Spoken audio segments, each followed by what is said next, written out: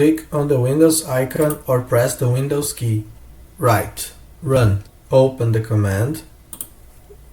Write %temp and click OK.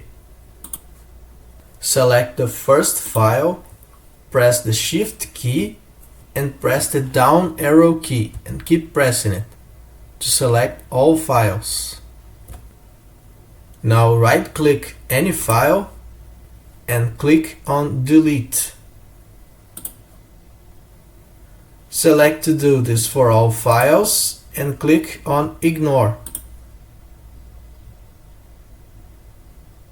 Some items may still remain, and that's fine. Like and subscribe to support my work, and is there any other tutorial you need? Tell me in the comments.